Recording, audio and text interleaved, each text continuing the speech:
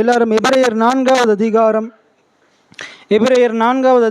16வது வசனத்தை நாங்கள் வாசிப்போம். எபிரேயர் 4வது அதிகாரம் 16வது வசனம்.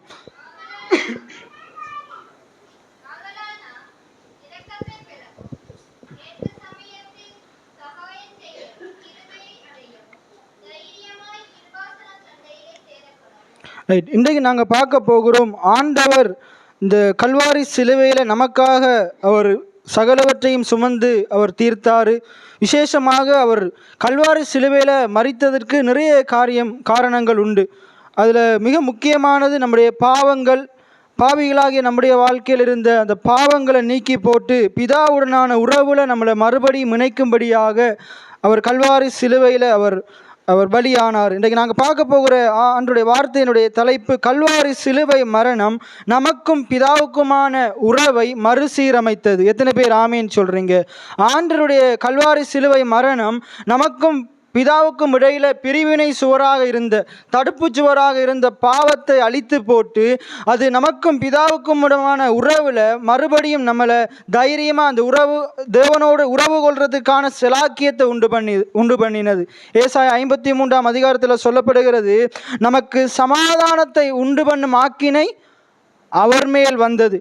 நமக்கு யாரோடு சமாதானத்தை ஏற்படுத்துறதுக்காக வேண்டி இயேசு பலியானார்.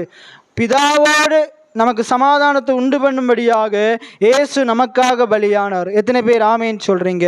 இயேசு நமக்காக பலியானார். பாவம் என்றது என்னென்றா, நாங்கள் ஒரு மனுஷனுக்கு விரோதமாக செய்கிறது அல்ல. பாவம் என்பது தேவனுக்கு விரோதமாக செய்வது, ஆண்டவருடைய நியாயப்பிரமாணத்துக்கு விரோதமாக செய்வது, ஆண்டவருடைய வார்த்தைக்கு கீழ்ப்படியாமல் போவது, அது தேவனுக்கு விரோதமானது. இன்றைக்கி நாங்கள் உலகத்தில் எவ்வளோ பாவங்களை செய்தாலும் அந்த பாவங்களும் தேவனுக்கு விரோதமானது.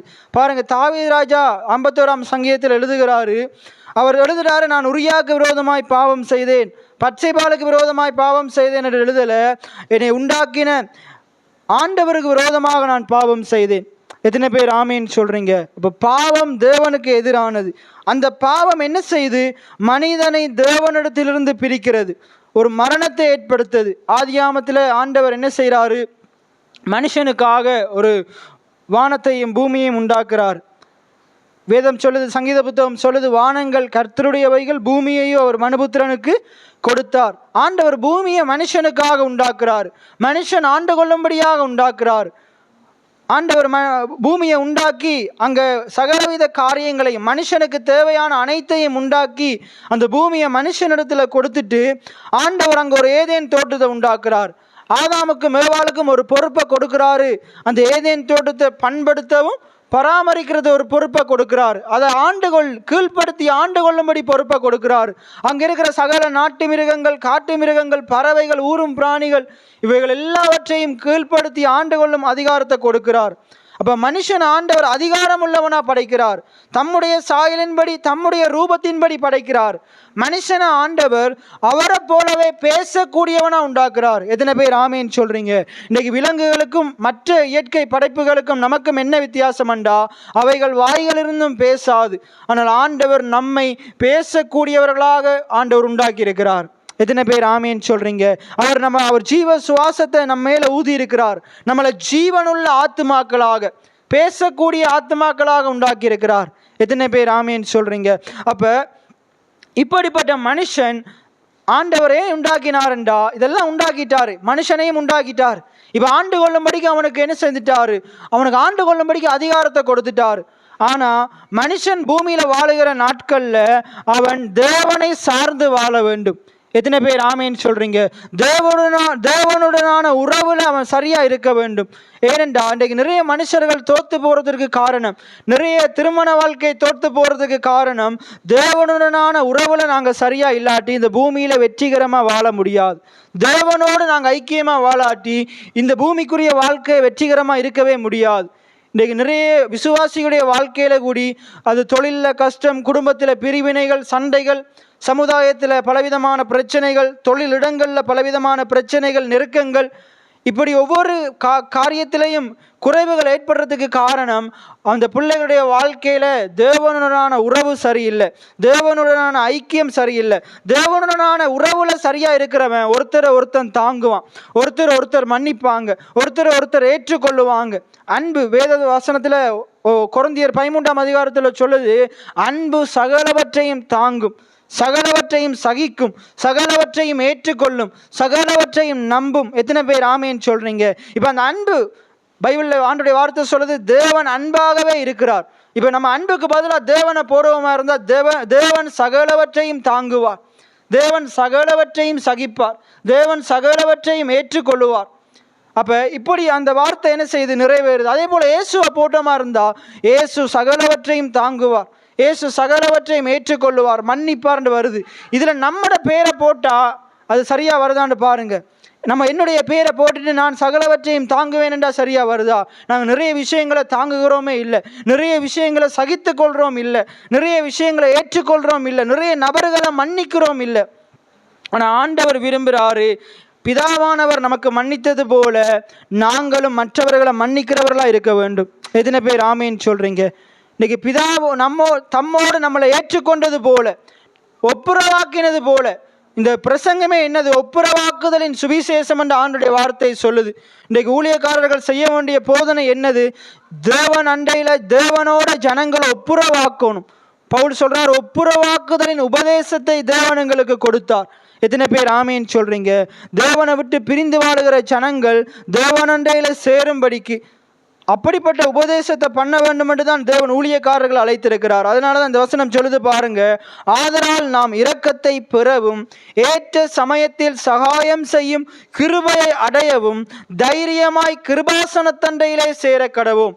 பழைய ஏற்பாட்டில் நம்ம எல்லாருக்குமே தெரியும், தேவனுடைய ஆலயம் எப்படிப்பட்டதாக இருக்குமென்ற 3 பகுதிகளாக பிரிக்கப்பட்டிருக்கு. மகா பரிசுத்த ஸ்தலம், பரிசுத்த ஸ்தலம், வெளிப்பிரகாரம் என்று 3 பகுதிகளாக பிரிக்கப்பட்டிருக்கிறது. பழைய ஏற்பாட்டு காலத்தில் இந்த மகா பரிசுத்த ஸ்தலத்துக்குள்ள எல்லாராலையும் உட்பிரவேசிக்க முடியாது. லேவியராகமம் 16ஆம் அதிகாரத்தில் சொல்லப்படுது. அதுவும் வருடத்துக்கு ஒரு முறை மகா பிரதான ஆசாரியனாகிய ஆரோன் மட்டும்தான் என்ன செய்ய முடியும்? உட்பிரவேசிக்க முடியும். ஆண்டவர் மோசேட்ட சொல்றாரு, லேவியராகமம் 16ஆம் அதிகாரத்தை நீங்க எடுத்தீங்கன்னா 1 தொடக்கம் கடைசி வரைக்கும் வாசித்தீங்கண்டா, ஆண்டவர் மோசேட்ட சொல்றாரு, உன் சகோதரனாகிய ஆரோன்ட்ட சொல்லு, நான் மேகத்தின் மேல வரும்போது என்ன செய்வேன், வரும்போது அவனை என்ன செய்ய சொல்லு? பரிசுத்தப்படுத்த சொல்லு, தன்னை சுத்திகரிக்க சொல்லு. சுத்திகரித்து விட்டு தன்னுடைய பாவங்களுக்காகவும் தன்னுடைய குடும்பத்தினுடைய பாவங்களுக்காகவும் இஸ்ரவேல் ஜனங்களுடைய பாவங்களுக்காகவும் அவனை என்ன செய்ய சொல்லு? அந்த கிருபாசன தண்டையில் போயிட்டு அவனை பாவ நிவாரண பலியை செலுத்த சொல்லுண்டு லேவியராகமம் 16ஆம் அதிகாரத்தில் சொல்லப்படுது. அதில் பாருங்க, முதல் 3 வசனங்களை பாருங்க. ஆரோனின் 2 குமாரர் கர்த்தருடைய சந்நிதியிலே சேர்ந்து மரித்து போன பின்பு கர்த்தர் மோசேயை நோக்கி, கிருபாசன தண்டையின் மேல் ஒரு மேகத்தில் நான் காணப்படுவேன். அப்ப ஆண்டவர் எங்கே இருக்கிறாரு? அந்த கிருபாசன தண்டையில இருக்கிறார். எத்தனை பேர் ஆமேன்னு சொல்றீங்க? அந்த கிருபாசன தண்டையில இருக்கிறார். அவர் இந்த மகா பரிசுத்த ஸ்தலத்துல வாசம் பண்றாரு பழைய ஏற்பாடு காலத்துல, ரைட்? அப்புறம் வாசம் பண்றாரு. இப்ப மோசேட்ட சொல்றாரு, ஆதலால் உன் சகோதரனாகிய ஆரோன் சாகாதபடிக்கு. ஆரோன் யாரு? பிரதான ஆசாரியன். பிரதான ஆசாரியன், ஜனங்களுக்கு போதிக்கிறவன், ஜனங்களுக்காக தேவனண்டையில போயிட்டு முறையிடுகிறவன், பலிகளை செலுத்துகிறவன். அப்ப அவனை பார்த்து சொல்றாரு, உன் சகோதரனாகிய ஆரோன் அந்த பிரதான ஆசாரியன் சாகாதபடிக்கு பரிசுத்த ஸ்தலத்தின் திரைக்குள் உட்புறத்தில் இருக்கிற அந்த பெட்டியின் மேலுள்ள கிருபாசன மூடிக்கு முன்பாக சகல வேளைகளிலும் வர வேண்டாம் என்று அவனுக்கு சொல்லு. இன்றைக்கு ஒவ்வொரு ஞாயிற்றுக்கிழமையும் இன்றைக்கு இந்த ஸ்தலத்தில் வந்து ஊழியக்காரங்க பிரவேசிக்கிறது போல பழைய ஏற்பாட்டு காலத்தில் என்ன செய்ய முடியாது? எல்லாராலையும் எல்லா நேரத்திலையும் இந்த மேலே மகா பரிசுத்த ஸ்தலத்துக்குள்ள கிருபாசன தண்டையில் வரவே முடியாது. அதுலேயும் ஆரோனுக்கு வர அனுமதிக்கப்பட்ட நேரம் வந்து வருடத்தில் ஒரு முறை தான் வர முடியும். ஒவ்வொரு வருஷமும் ஒரு தடவை தான் மகா பரிசுத்த ஸ்தலத்தில் வர முடியும், அந்த புல்பீட்டில் ஏறவே முடியும். அப்போ இப்படிப்பட்ட சட்டம் பழைய ஏற்பாட்டில் போடப்பட்டிருந்தது. அந்த ஒரு தடவை வரணுமென்றா கூடி சும்மா எடுத்த வீச்சில் வர முடியாது, அதுக்குரிய காரியங்களை பின்பற்ற வேண்டும். விசேஷமாக அவன் என்ன செய்யணும்? தன்னுடைய பாவங்களுக்காக பாருங்க, அவன் பாவங்களுக்காக காளைகளை பலி கொடுக்க வேண்டும். ஒரு ஆசாரியனா பெரிய பணக்காரனா இருப்பானா இருந்தால் அவன் காளைகளை பலி கொடுக்கணும். அவன் ஆக ஏழையா இருப்பானா இருந்தால் புறா குஞ்சுகளை, குருவி குஞ்சுகளை அதனுடைய இரத்தத்தை சிந்தி பலி கொடுக்கணும். இடைப்பட்டவனா இருப்பானா இருந்தா அவன் ஆட்டுக்கடாவை பலி கொடுக்கணும். அதுலேயும் பார்த்தீங்கன்னா அப்படிப்பட்ட அந்த மிருகங்களை அவன் தெரிந்தெடுக்கும் போதும் அது பழுதற்றதாக இருக்கணும், 1 வயது நிரம்பினதாக இருக்கணும், அதில் கீறல்கள் இருக்கக்கூடாது, அதில் எந்த காயங்களும் இருக்கக்கூடாது, பழுதொன்றும் இருக்கக்கூடாது. அதையும் சரியான முறையில் தெரிந்தெடுக்க வேண்டும். இப்படிப்பட்ட பல நடைமுறைகள் பழைய ஏற்பாட்டில் இருந்தது. அப்போ இதற்காகவே அந்த காலத்தில் என்ன செய்வாங்க, காளைகளை ஆட்டுக்குட்டிகளை என்ன செய்வாங்க, எடுத்து வளர்த்து கொண்டிருப்பாங்க. அதை என்ன செய்வாங்க, அதை கவனமாக பத்திரமா வளர்ப்பாங்க. அப்போ இங்கே மோசேட்ட ஆண்டவர் சொல்கிறாரு, உன் சகோதரனாகிய ஆரோன்ட்ட சொல்லு, நீ எல்லா வேலைகளிலும் என்ன செய்ய, உனக்கு நினைச்ச நேரத்துல எல்லாம் நீ என்ன செய்ய முடியாது, தேவனுடைய அந்த கிருபாசன தண்டையில ஏற முடியாது. அதுக்கு அடுத்தது சொல்றாரு பாருங்க, ஆரோன் பரிசுத்த ஸ்தலத்துக்குள் பிரவேசிக்க வேண்டிய விதமாவது.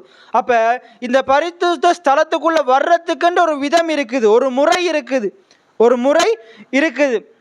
அப்ப சொல்றாரு பாருங்க, அவன் ஒரு காளையை பாவ நிவாரண பலியாகவும், அப்ப என்ன செய்யணும், ஆரோன் தன்னுடைய பாவங்களுக்காக நிவாரண பலியாக ஒரு காளையை கொண்டு வரணும். அதுக்கு அடுத்தது சொல்லப்படுது பாருங்க, ஒரு ஆட்டுக்கடாவை சர்வாங்க தகன பலியாகவும் செலுத்தி பிரவேசிக்க வேண்டும். அப்ப அந்த ஆட்டுக்கடாவையும் காளையை பாவ நிவாரண பலியாகவும் ஆட்டுக்கடாவை சர்வாங்க தகன பலியாக செலுத்தலாட்டி என்ன செய்ய முடியாது, கிருபாசன தண்டையில நுழைய முடியாது. அந்த ஆட்டுக்கடாவினுடைய காளையினுடைய இரத்தத்தை எடுத்துக்கொள்ளாம கிருபாசன தண்டைக்கு வர முடியாது. அவரால் போயிட்டு ஜனங்களுடைய பாவங்களுக்காக பலி செலுத்த முடியாது. அப்ப அவன் பரிசுத்தமான சணல் நூல் சட்டையை தரித்து, அப்ப அவன் பழைய ஏற்பாட்டு காலத்துல ஒரு ஊழியக்காரர், ஒரு ஆசாரியர் போடுவதற்கென்று ஒரு உடை இருந்தது, ஒரு நடைமுறை இருந்தது. அவர் எப்படிப்பட்ட துணியில தைக்கணும் என்று கூடிய ஒரு சட்டம் இருந்தது. இடைக்கச்சையை கட்டி சணல் நூல் பாகையை தரித்து கொண்டிருக்க வேண்டும். அவைகள் பரிசுத்த வஸ்திரங்கள். அவன் ஜலத்திலே ஸ்தானம் பண்ணி அவைகளை தரித்து கொண்டு, அப்ப சொல்லப்படுது ஜலத்திலே அவங்க என்ன செய்யணும், குளித்து நல்லா ஸ்தானம் பண்ணி அந்த உடுப்பை போட்டுக்கொண்டு இஸ்ரவேல் புத்திரராகிய சபையார் எல்லாரிடத்திலே பாவ நிவாரண பலியாக 2 வெள்ளாட்டு கடாக்களையும் சர்வாங்க தகன பலியாக ஒரு ஆட்டுக்கடாவையும் வாங்க வேண்டும். இப்ப அவன் என்ன செய்யணும், தன்னுடைய பாவங்களுக்காக ஆரோன் என்ன செய்யணும் என்றா ஒரு காளையையும் ஆட்டுக்கடாவையும் ஒரு வெள்ளாட்டு கடாவையும் பலியாக கொண்டு வர வேண்டும். இப்ப சபையில் இருக்கிற எல்லாருடைய பாவங்களுக்காக அங்க சொல்லப்படுது பாருங்க, சபையில் இருக்கிற எல்லாருடைய பாவ நிவாரண பலியாக 2 வெள்ளாட்டு கடாக்களையும் சர்வாங்க தகன பலியாக ஒரு வெள்ளாட்டு கடாவையும் வாங்கணுமா. அப்ப அங்க இருக்கிற எல்லாரும் என்ன செய்யணும், ஆரோன் மகா பரிசுத்த ஸ்தலத்துக்குள்ள போறாரு. இப்ப இந்த ஜனங்கள் எங்க வர்றாங்க, பரிசுத்த ஸ்தலத்துக்குள்ள சிலர் வெளிப்பிரகாரத்துக்குள்ள வர்றாங்க. சில ஜனங்கள் வெளிப்பிரகாரத்துக்குள்ள பரிசுத்த ஸ்தலத்துக்குள்ள வரணும்டா கூடி அவங்க என்ன செய்யணும், 2 வெள்ளாட்டு கடாவை கொண்டு வரணும் பாவ நிவாரண பலிக்கு. மற்றாக்கள் என்ன செய்யணும், 2 பாவ நிவாரண பலியாக 2 வெள்ளாட்டு கடாவையும் தகன பலியாக ஒரு ஆட்டுக்கடாவையும் கொண்டு வரணும். அப்ப யாருமே பலி இல்லாம என்ன செய்ய முடியாது, ஆண்டுடைய சமூகத்துக்குள்ள நுழைய முடியாது. இன்றைக்கு நம்ம எந்த ஆட்டுக்கடாவையும் கொண்டு வரல, எந்த குருவி குஞ்சையும் புறா குஞ்சையும் கொண்டு வரல, எந்த காளைகளையும் கொண்டு வரல. இன்றைக்கு இயேசு கிறிஸ்து என்னும் அந்த ஒரே பலியினாலே நாங்கள் அனைவரும் உட்பிரவேசித்திருக்கிறோம். எத்தனை பேர் ஆமேன்னு சொல்றீங்க? இன்றைக்கு பலியை நாங்கள் செலுத்த தேவையில்லை, நமக்காக தேவன் அவருடைய சொந்த குமாரனையே பலியாக செலுத்தி இருக்கிறார், பாவ நிவாரண பலியாக செலுத்தி இருக்கிறார். எத்தனை பேர் ஆமேன்னு சொல்றீங்க? அதான் யோவான் 1:29 அந்த யோவான் ஸ்தானங்க இயேசுவை பார்த்து சொல்றாரு, இதோ உலகத்தின் பாவங்களை சுமந்து தீர்க்கிற தேவ ஆட்டுக்குட்டி. எத்தனை பேர் ஆமேன்னு சொல்றீங்க? அங்க பவுல் எழுதுறாரு, நம்முடைய பஸ்காவாகிய இயேசு நமக்காக பலியிடப்பட்டிருக்கிறாரு. எத்தனை பேர் ஆமேன்னு சொல்றீங்க? அப்ப நம்முடைய ஆட்டுக்குட்டியானவர் யாரு, நம்முடைய பஸ்கா யாரு, நாங்க விசுவாசிக்கிற இயேசு கிறிஸ்துவானவர். எத்தனை பேர் ஆமேன்னு சொல்றீங்க? அதனால ஆண்டவருடைய வார்த்தை சொல்லுது, ஒன்றான மெய்தேவனாகிய உம்மையும் நீர் அனுப்பினவராகிய இயேசு கிறிஸ்துவையும் அறிவதே நித்திய ஜீவன். பழைய ஏற்பாட்டு காலத்தில் ஆண்டவர் மோசேக்கு சீனாய் மலையில என்னத்தை கொடுக்கிறாரு, முதல் 40 நாள் அவன் அந்த இடத்துல போயிட்டு காத்திருக்கிறான். மோசே 40 நாள் உபவாசம் இருக்கிறார், மொத்தம் 80 நாள் அவர் உபவாசம் இருக்கிறார். அப்ப இருந்து தேவனுடைய பிரசன்னத்துக்குள்ள போறார். அங்கேயும் பாருங்க, தேவனுக்கிட்ட எல்லாராலையும் சேர முடியல, எல்லாராலையும் சீனாய் மலைக்கு ஏற முடியல. மோசே மட்டும்தான் மேலே போகிறார். யோசுவா மலைக்கு இடைப்பகுதியில் போகிறார். மற்ற ஜனங்கள் எல்லாம் அந்த மலைக்கு கிட்ட வருவாங்களா இருந்தால் ஆண்டவர் சொல்கிறார், அவங்க கிட்ட வந்தாலே அவங்க நிர்மூலமாவார்கள், அவங்க அழிந்து போயிடுவாங்கன்னு சொல்கிறார். ஆகையினால மோசே மட்டும் மலைக்கு மேலே போகிறார். போயிட்டு தேவனண்டையில் காத்திருந்து அவர் முகமுகமாக தரிசித்து அவர் என்ன செய்கிறாரு, அவர் முகமுகமாக தரிசித்து அவரிடத்தில் நியாயப்பிரமாணத்தை 10 கற்பனைகளை பெற்றுக்கொண்டு கீழே வர்றார். அப்போ ஆண்டவர் மோசேக்கு நியாயப்பிரமாணத்தை கொடுக்கும்போது வெறுமனே 10 கட்டளைகளை மட்டும் கொடுக்கல. ஆண்டவருக்கு தெளிவாக தெரியும், எந்த ஒரு மனுஷனாலையும் இந்த நியாயப்பிரமாணத்தை பின்பற்ற முடியாது. இந்த நியாயப்பிரமாணம் முழுவதையும் எந்த ஒரு மனுஷனாலும் பின்பற்ற முடியாது. ஏதோ ஒன்றுல மனுஷன் தவறுவான். ஒரு மனுஷன் 9 நியாயப்பிரமாணத்தை அந்த 9 கற்பனைகளை நிறைவேற்றினாலும் எல்லா மனுஷர்களும் அந்த 10வது கற்பனையில விழுந்து போயிடுவாங்க. 10வது கட்டளை என்ன சொல்லுது? பிறனுடைய யாதொன்றையும் இச்சியாதிருப்பதாக. இன்றைக்கு நாங்கள் மற்றவன் ஒரு காரியத்தை வாங்கிட்டோமா இருந்தால் அதை நாங்கள் என்ன செய்கிறோம், அதை நம்ம வாங்கலாட்டியும் அதை நாங்கள் வெளியில் சொல்லாட்டியும் நானும் அதுபோல் வாங்கணும்னு சொல்லாட்டியும் நமக்குள்ள ஒரு ஆசை வருது, ஒரு இச்சை வருது. இன்றைக்கு நிறைய நேரத்தில் இந்த இடத்துல இருக்கிற எல்லாரும் விபச்சாரம் செய்யலாட்டியும் நம்ம எல்லாருக்குள்ளேயும் அப்படிப்பட்ட பாவம் இருக்குது. அதான் புதிய ஏற்பாட்டில் சொல்லப்படுது, என்னது, ஒரு ஸ்திரியை இச்சையோடு பார்க்கிறவன் அவரோடு விபச்சாரம் செய்து ஆயிற்று. அப்போ இருதயம் புதிய ஏற்பாட்டில் ஆண்டவர் சொல்கிறார், அதான் கற்பனை சொல்கிறார். புதிய ஏற்பாட்டில் பிரதானமான கற்பனை என்ன? நீ தேவனை நேசி, அடுத்த தேவனை நேசிப்பது போல சக மனுஷனை நேசி. இதிலேயே இந்த 10 கட்டளையும் முழு கற்பனையும் இதுக்குள்ளே அடங்குதுன்னு ஆண்டோடைய வார்த்தை சொல்லுது. அப்போ தேவனை நேசிக்கிறவன் மனுஷனுக்கு விரோதமாக செயற்பட மாட்டான். எத்தனை பேர் ஆமேன்னு சொல்கிறீங்க? எத்தனை பேர் ஆமேன்னு சொல்கிறீங்க? தேவனுடனான உறவுல சரியாக இருக்கிற மனுஷன் சக மனுஷனுடனான உறவுல சரியாக இருப்பான். 10 கட்டளை என்ன சொல்லுது தெரியுமா? முதல் 4 கட்டளையும் தேவனுக்கும் நமக்கும் மனுஷனுக்கும் இடையிலான உறவை பேசுது. என்னையன்றி வேறு தேவர்கள் உனக்கு உண்டாயிருக்க வேண்டாம். அது பாருங்க, தேவனுக்கும் மனுஷனுக்கும் இடையிலான உறவு. தேவன் ஒருவரை தவிர நாங்கள் வேறொரு காரியங்களை என்ன செய்யக்கூடாது, தெய்வமாக வணங்கக்கூடாது. 2வது கட்டளை, யாதொரு சொரூபத்தை ஆகிலும் விக்கிரகத்தை ஆகிலும் நீ உனக்கு உண்டாக்கவோ நமஸ்கரிக்கவோ வேண்டாம். அப்போ என்ன சொல்லுது? எந்த ஒரு சொரூபத்தையும் விக்கிரகத்தையும் உண்டாக்கவும் கூடாது, நமஸ்கரிக்கவும் கூடாது. 3வது கட்டளை என்னது? 3வது கட்டளை என்னது? ஓய்வு நாளை பரிசுத்தமாய் ஆசரிக்க நினைப்பாயாக. அப்போ ஆண்டவருடைய ஓய்வு நாளை என்ன செய்யணும்? பரிசுத்தமாக என்ன செய்யணும்? ஆசரிக்கணும். இப்போ அதுக்கு கீழே முதல் 4 கட்டளையும் நமக்கும் தேவனுக்கும் இடையிலான உறவை பேசுது. கடைசி 6 கற்பனையும் என்னத்தை பேசுது? களவு செய்யாதிருப்பாயாக, கொலை செய்யாதிருப்பாயாக, அதுக்கப்புறம் விபச்சாரம் செய்யாதிருப்பாயாக, பிறனுடைய காரியங்களை இச்சியாதிருப்பாயாக, உன் தகப்பனையும் தாயையும் கனம் பண்ணுவாயாக. இப்படி கடைசியாக அப்படி ஒவ்வொரு கடைசி வருகிற 6 கற்பனையும் நாங்கள் சக மனுஷர்களுக்கு செய்ய வேண்டிய காரியத்தை சொல்லுது.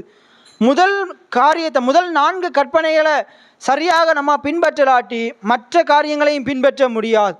இன்னொரு காரியம் யாக்கோப்பில் சொல்லப்படுது, ஒன்றில் தவறினால், ஆண்டவருடைய கற்பனையில் ஒன்றில் தவறினால் எல்லாமே ஃபெயில், எல்லாமே ஒன்று நம்ம 100% பாஸ் ஆகணும் வேதத்தின் முறைப்படி. இல்லாடி ஒரு காரியத்தில் தவறு விட்டாலும் நம்ம 0 தான். இன்றைக்கு எல்லா மனுஷர்களும் ஆண்டவருடைய பார்வையில் அது 0க்களாக தான் இருக்கிறாங்க, பாவிகளாக தான் இருக்கிறாங்க. அதான் ஆண்டவருடைய வார்த்தை ரோமர் 3ஆம் அதிகாரம் 23வது வசனம் சொல்லுது, எல்லோரும் பாவம் செய்து தேவ மகிமை அற்றவர்களாகி இருக்கிறாங்க. எல்லாரும் பாவம் செய்து இன்றைக்கு நாங்கள் சரீர ரீதியாக பாவம் செய்யாமல் இருக்கலாம். அது என்னது, உலகத்துக்கு பயந்து எல்லாரோட மானம் போயிருமே என்று பயந்து சில பேருக்கு பாவம் செய்கிறதுக்கு சந்தர்ப்பம் வாய்ப்பு கிடைக்காம பாவம் செய்யாமல் இருக்கலாம். ஒருவேளை வாய்ப்பு கிடைச்சி இறந்த பாவம் செய்யக்கூடிய சூழ்நிலையில் இருக்கலாம். அப்போ ஆனால் எல்லாருடைய இருதயமும் பாவ சுபாவத்தினால் நிறைந்திருக்கிறது. எல்லாரும் பாவ உணர்வு, பாவ சுபாவம் எல்லாருக்குள்ளும் இருக்குது. ஏனென்றால் எல்லா மனுஷர்களும் ஆதாமின் சந்ததியில் பிறந்ததுனால, ஆதாமின் சந்ததியில் பிறந்த எந்த ஒரு மனுஷனும் அவன் பாவியாக இருக்கிறான். இந்த பாவியான மனுஷனை ஆண்டவர் தம்முடைய இரத்தத்தினால கழுவி சுத்திகரித்து தம்முடைய ஒரே பேரான குமாரனுடைய பரிசுத்தத்தினாலே, நீதியினாலே, ஞானத்தினாலே, மீட்பினாலே நம்மளை நீதிமான்களாக மாற்றும்படியாக, நம்முடைய பாவத்தை ஏற்றுக்கொள்ளும்படியாக குமாரனை அவர் நமக்காக ஒப்பு கொடுத்தார். எத்தனை பேர் ஆமீன் சொல்றீங்க? இப்ப அவரு தேவன் ஒப்பு கொடுத்த குமாரனை விசுவாசிக்கிறவன் தேவன் அண்டையில இரக்கத்தை பெற்றுக்கொள்ள பாத்திரனா இருக்கிறான். எத்தனை பேர் ஆமீன் சொல்றீங்க? அப்ப இந்த எபிரேயர் 4வது அதிகாரம் 16வது வசனம் சொல்லுது, ஆதலால் இரக்கத்தை பெறவும். யார் இரக்கத்தை பெற்றுக்கொள்ள முடியும்? யார் இரக்கத்தை பெற்றுக்கொள்ள முடியும்? இயேசுவை விசுவாசிக்கிறவன் இரக்கத்தை பெற்றுக்கொள்ள முடியும். எத்தனை பேர் ஆமீன் சொல்றீங்க? ஆதலால் இரக்கத்தை பெறவும் ஏற்ற சமயத்திலே ஆண்டுடைய சகாயத்தை, அந்த கிருபையை பெற்றுக்கொள்ளுகிற தகுதியை நம்ம அடைஞ்சிருக்கிறோம். தைரியமா அவருடைய சமூகத்தில் நுழைகிற சிலாக்கியத்தை அடைஞ்சிருக்கிறோம். ரைட், இப்போ நாங்கள் பார்க்க போகிறோம், குமாரனாக இயேசு கிறிஸ்து ஏன் கல்வாரி சிலுவையில பலியானார் என்றா, நமக்கும் பிதாவுக்கும் இடையில சமாதானத்தை உண்டு பண்ண. எல்லாம் சொல்லுங்க, எனக்கும் பிதாவுக்கும் இடையில் சமாதானத்தை உண்டு பண்ண இயேசு எனக்காக பலியானார். எத்தனை பேர் ஆமேன் சொல்றீங்க? என்னை தேவனோடு ஒப்புரவாக்க இயேசு எனக்காக பலியானார். எல்லாம் சொல்லுங்க, என்னை தேவனோடு ஒப்புரவாக்க, ஐக்கியப்படுத்த இயேசு எனக்காக பலியானார். எத்தனை பேர் ஆமேன் சொல்றீங்க? என்னை பிதாவோடு சேர்த்து கொள்ள இயேசு பிதாவை விட்டு தேவன் இயேசுவை கைவிட்டார். கல்வாரி சிலுவையில ஆண்டவர் அந்த 7 வார்த்தையை சொல்றாரு. அதுல ஒரு வார்த்தை தான் என்னது? ஏலி ஏலி லாபம் சபக்தானி. அதுக்கு அர்த்தம் என்னது? என் தேவனே என் தேவனே ஏன் என்னை கைவிட்டீர்? தேவனே இயேசுவை கைவிட்டாரு உங்களையும் என்னையும் தம்மண்டையில சேர்த்து கொள்ள, உங்களையும் என்னையும் தம்மண்டையில இழுத்து கொள்ள. தேவன் கல்வாரி சிலுவையில் அந்த அந்தகாரம் சூழ்ந்திருக்கையில் தேவன் இயேசுவை கைவிட்டார். தேவன் இயேசுவை கைவிட்டார். இயேசு தேவனால கைவிடப்பட்டார். எதனால கைவிடப்பட்டார்னா, அந்த கைவிடப்பட்ட அந்த சமயத்தில் உலகம் முழுவதும் அந்தகாரம் சூழ்ந்திருந்தது, இருள் சூழ்ந்திருந்தது. அங்க தேவன் இயேசுவை கைவிட்டார். எதனாலண்டா, சகல ஜனங்களுடைய பாவங்களும் சாபங்களும் அக்கிரமங்களும் மீறுதல்களும் அந்த பரிசுத்தமுள்ள அந்த தேவ ஆட்டுக்குட்டியாக இயேசுவின் மேல வைக்கப்பட்டது. தேவன் எப்படிப்பட்டவர்? பாவத்தை நோக்கி பார்க்க கூடாத சுத்த கண்ணனாய் இருக்கிறார். எத்தனை பேர் ஆமீன் சொல்றீங்க? தேவன் பாவத்தை வெறுக்கிறார். தேவன் பாவத்தை வெறுக்கிறார்.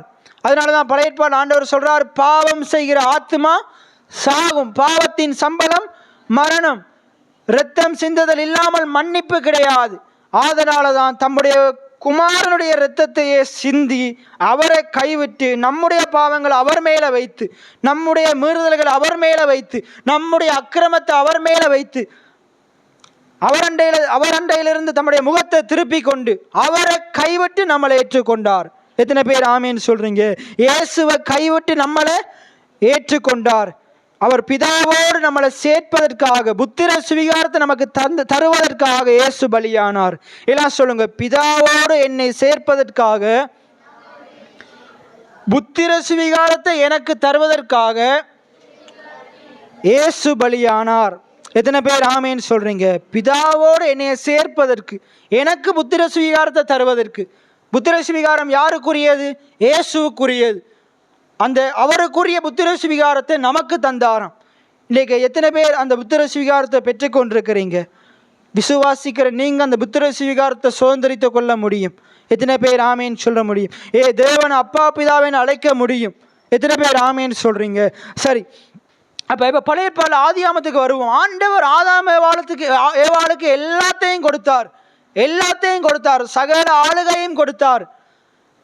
ஒவ்வொரு நாளும் என்ன செய்யறாரு? பகலின் குளிர்ச்சியான வேளையில ஒவ்வொரு நாளும் என்ன செய்யறாரு? ஆதாமோட பேசுறாரு, ஆதாம் சொல்றதை கேட்கிறார். மனுஷனோடு பேசுறாரு, மனுஷன் பேசுறத கேட்கிறார். ஒரு உறவுல என்ன இருக்குமெண்டா, ஒருத்தரோட ஒருத்தர் என்ன செய்வாங்க? ஒருத்தரோட ஒருத்தருடைய தொடர்பாடல் சரியான முறையில் இருக்கும். இன்றைக்கு நிறைய குடும்பங்களில் பிரச்சனை வர்றதுக்கு காரணம், கணவன் மனைவிக்கு இடையில பிரிவினைகள் பிரச்சனைகள் வர்றதுக்கு காரணம், பெற்றோர் பிள்ளைகளிடத்தில் பிரிவினைகள் பிரச்சனை வர்றதுக்கு காரணம் சரியான தொடர்பாடல் இல்லை.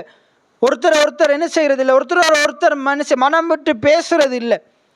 இன்றைக்கு அதனால தான் நிறைய இடங்களில் பிரச்சனைகள் பிரிவினைகள் நிறைய காணப்படுது.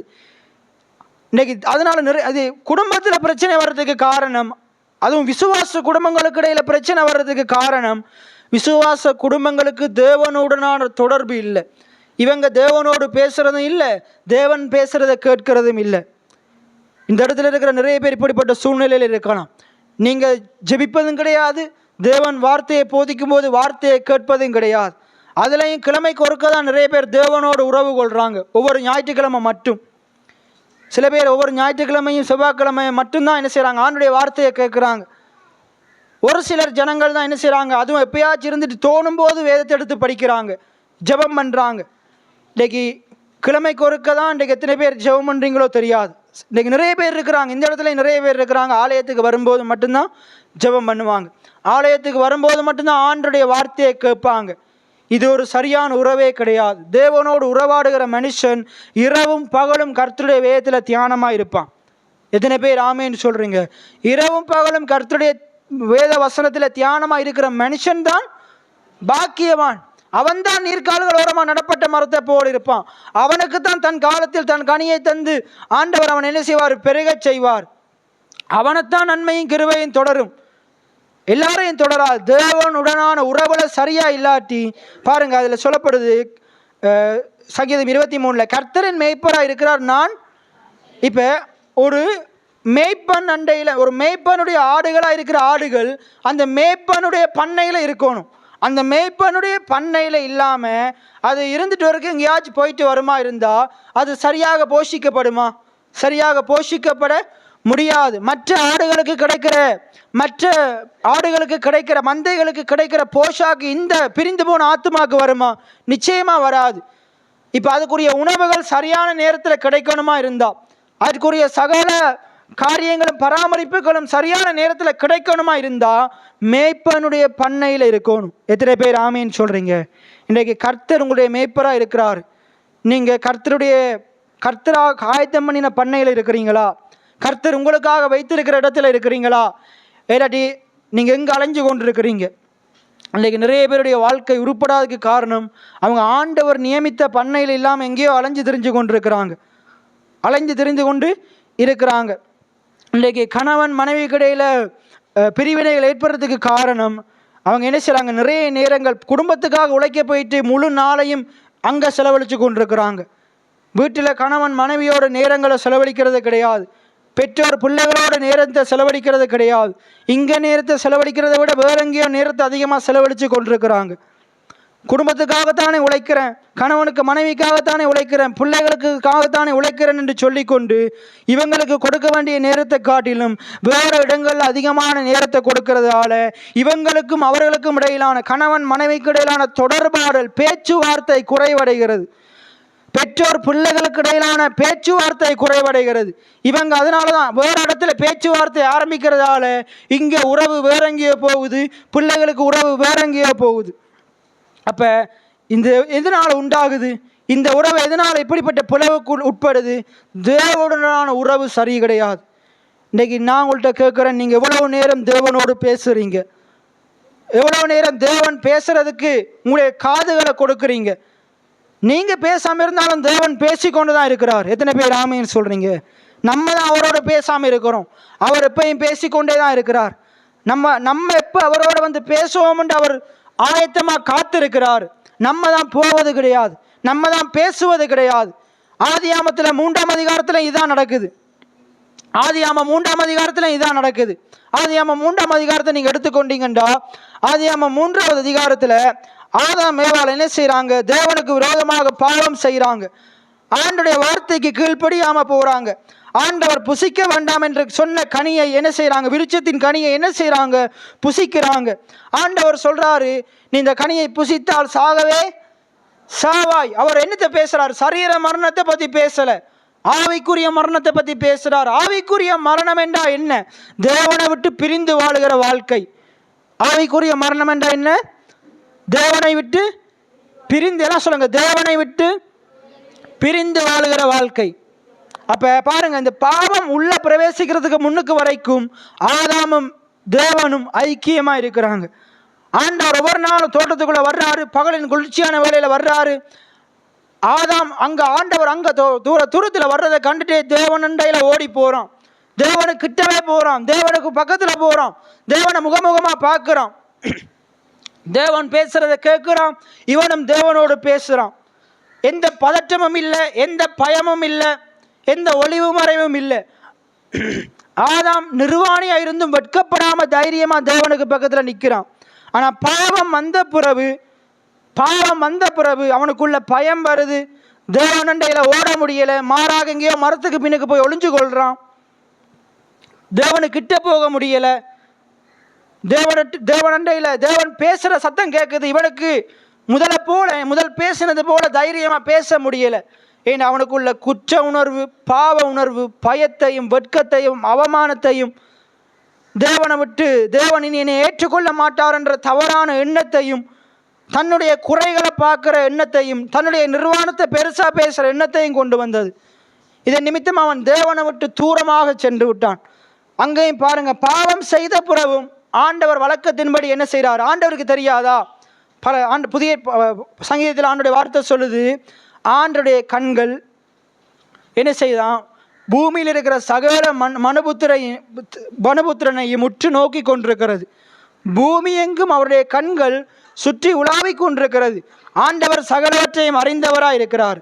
அவருடைய கண்களுக்கு மறைவானது ஒன்றுமே கிடையாது. அவருடைய கண்களுக்கு முன்பாக சகலமும் வெளியரங்கமா இருக்குது. எத்தனை பேர் ஆமீன் சொல்றீங்க?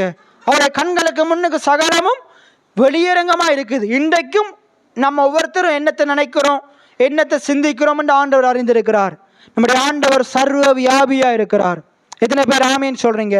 அப்ப இவ்வளவு 80 கோடி பேர் வாழுகிற இந்த உலகத்துல, 800 கோடி பேர் வாழுகிற இந்த உலகத்துல, 800 கோடி பேரும் என்ன செய்யறாங்க, என்ன சிந்திக்கிறாங்கன்னு அவர் அறிஞ்சிருக்கிறார். எத்தனை பேர் ஆமீன் சொல்றீங்க? அப்ப 2 பேர் வாழ்ந்த அந்த உலகத்தில் அந்த 2 பேருடைய சிந்தனை அறிஞ்சிருக்க மாட்டாரா? 2 பேர் செய்த தவறு அறிஞ்சிருக்க மாட்டாரா? அவருக்கு தெரியும், ஆதாம் ஏவாள் என்னுடைய வார்த்தையை மீறிட்டாங்க, பாவம் செய்துட்டாங்க. தெரிஞ்சும் என்ன செய்கிறாரு? வழக்கத்தின்படி ஆதாமோடு உறவாடுறதுக்காக அவர் தோட்டத்துக்குள்ள வர்றார். அவர் ஏதேன் தோட்டத்துக்குள்ள வர்றார். அந்த வசனத்தை வாசிங்க. ஆதியாகமம் 3வது அதிகாரம் 8வது வசனம். பகலிலே குளிர்ச்சியான வேளையிலே, ரைட், இந்த பாவம் செய்த ஆதாம் ஏவாள் என்ன செய்கிறாங்க? ஒவ்வொரு நாளும் ஆண்டவர் எப்படி பாவம் செய்யறதுக்கு முன்னுக்கு எப்படி ஆண்டவர் வந்து தங்களை அழைக்கும் போது ஆண்டுடைய சத்தம் அவருடைய காதுகளுக்கு கேட்குமோ, இப்ப பாவம் செய்த பிறகும் அவங்களுக்கு என்ன கேட்குது? தேவனுடைய சத்தம் கேட்குதா இல்லையா? தேவனுடைய சத்தம் கேட்குது. அப்ப பாருங்க, தேவனுடைய சத்தம் என்ன செய்யுது? அவனுடைய காதுகளுக்கு கேட்குது. பகலின் குளிர்ச்சியான வேளையிலே தோட்டத்திலே உலாவுகிற தேவனாகிய கர்த்தருடைய சத்தத்தை அவர்கள் கேட்டார்கள். அப்பொழுது ஆதாமும் அவன் மனைவியும் தேவனாகிய கர்த்தருடைய சந்நிதிக்கு விலகி. இப்ப நான் கேட்கிறேன், கர்த்தர் அவங்களை விட்டு விலகி போனாரா? அவர்கள் கர்த்தரை விட்டு விலகி போனாங்களா? அவர்கள் தான் கர்த்தருடைய சந்நிதியை விட்டு. இன்றைக்கு பாவம் செய்கிற நம்ம தான் என்ன செய்கிறோம்? நிறைய நேரத்தில் நம்ம தான் ஆலயத்துக்கு வராமல் இருக்கிறோம். நம்ம பாவம் செஞ்சுட்டு வந்து உட்கார்ந்துருக்கிறதால ஆண்டவர் இந்த இடத்த விட்டு காலி பண்ணுறது இல்லை. ஆண்டவர் இந்த இடத்த விட்டு எழும்பி போகிறது கிடையாது. ஆண்டவர் எப்பொழுதுமே இங்கே தான் இருக்கிறார். அவருடைய சமூகத்தில் அவர் எப்பொழுதுமே இருக்கிறார். எத்தனை பேர் ஆமேன்னு சொல்றீங்க? ஆண்டவர் வாக்கு பண்ணியிருக்கிறார், நான் உன்னை விட்டு விலகுவதும் இல்லை, நான் உன்னை கைவிடுவதும் இல்லை என்று ஆண்டவர் வாக்கு பண்ணியிருக்கிறார். எத்தனை பேர் ஆமீன் சொல்றீங்க? நம்ம மாறினாலும் ஆண்டவர் மாறாதவராக இருக்கிறார். மனுஷனுடைய வார்த்தைகள் மாறினாலும் தேவனுடைய வார்த்தைகள் மாறாது. எத்தனை பேர் ஆமீன் சொல்றீங்க? எத்தனை பேர் ஆமீன் சொல்றீங்க? வானமும் பூமியும் ஒளிந்து போனாலும் ஆண்டவருடைய இந்த நியாயப்பிரமாணத்தில் இருக்கிற சிறு எழுத்து மாறப்போவது கிடையாது. தேவன் அன்புள்ளவராக இருக்கிறார். தேவன் இரக்கமுள்ளவராக இருக்கிறார். தேவன் பாவத்தை வெறுக்கிறார், பாவிகளை நேசிக்கிறார். எத்தனை பேர் ஆமீன் சொல்றீங்க? அவர் தம்மண்டையில் வருகிறவர்களை ஒருபோதும் புறம்பே தள்ளாத நல்ல தெய்வமா இருக்கிறார். எத்தனை பேர் ஆமீன் சொல்றீங்க? அப்ப இந்த இடத்துல நீங்க பாவத்தோட வந்தாலும் ஆண்டவர் என்ன செய்யறார்? உங்களை புறம்பே தள்ளுவதே கிடையாது. நிறைய நேரத்தில் நம்ம தான் பாவ உணர்வினால, குற்ற உணர்வினால தேவனை ஏற்றுக்கொள்ளவாரோ மாட்டாரோ, தேவனை நான் செய்த பாவத்துக்கு தேவனை மன்னிக்கவே மாட்டார், ஏற்றுக்கொள்ளவே மாட்டார்னு நம்மளாகவே தீர்மானம் பண்ணி நம்மளாகவே தேவனை விட்டு தூரமாக போய் கொண்டிருக்கிறோம்.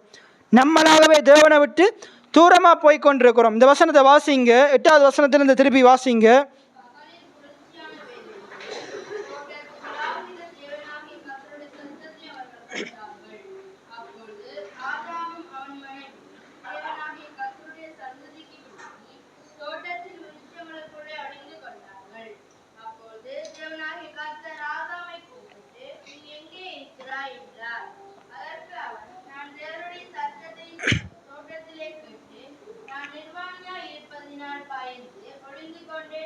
ரைட், இங்கே பாருங்க என்ன நடக்குதுன்னு பாருங்க. ஆண்டுடைய சத்தத்தை கேட்ட ஆதாமும் ஏவாளும் அவங்க என்ன செய்கிறாங்க, தேவனுடைய சந்நிதிக்கு விலகுறாங்க, தேவனுடைய பிரசனத்தை விட்டு விலகுறாங்க. அவங்க தோட்டத்தின் விருட்சங்களுக்குள்ள ஒளிந்து கொள்கிறாங்க, ஒரு மரத்துக்கு பின்னுக்கு ஒளிஞ்சு கொள்கிறாங்க, ஒரு மரத்துக்கு பின்னுக்கு ஒளிஞ்சு கொள்கிறாங்க. ஒளிஞ்சா எல்லாம் சரியாயிருமா? ஒன்றுமே சரியாகாது. இன்றைக்கி நம்ம பாவம் செஞ்சிட்டோம், ஆண்டவருக்கு விரோதமாக தவறுகளை செஞ்சிட்டோம். நம்முடைய தவறுகளை மறைப்பதனாலேயோ இல்லை நம்மளை நம்ம அழித்து கொள்வதனாலேயோ இன்றைக்கு நிறைய பேர் செய்கிற காரியம், குற்றம் வெளிப்படும் போது என்ன செஞ்சிடறாங்க, தற்கொலை செய்த முற்படுறாங்க, தங்களுடைய ஜீவனை அழித்து கொள்றதுக்கு முற்படுறாங்க. ஜீவனை அழித்து கொண்டுட்டா எல்லாம் நிரந்தர தீர்வு ஆயிருமா?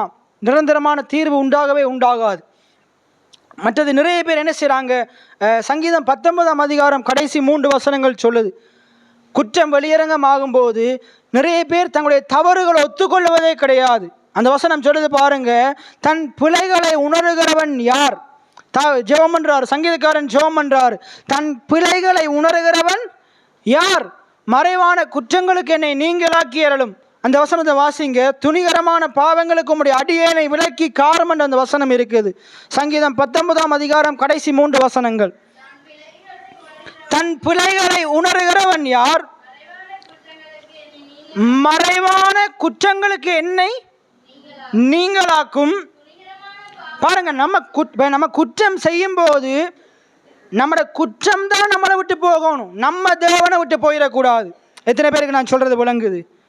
ஒருவேளை நம்ம குற்றம் தவறுகள் செஞ்சிட்டோம், பாவங்கள் செஞ்சிட்டோம், இன்றைக்கும் நமக்குள்ள நிறைய பாவங்கள் தவறுகள் இருக்குது.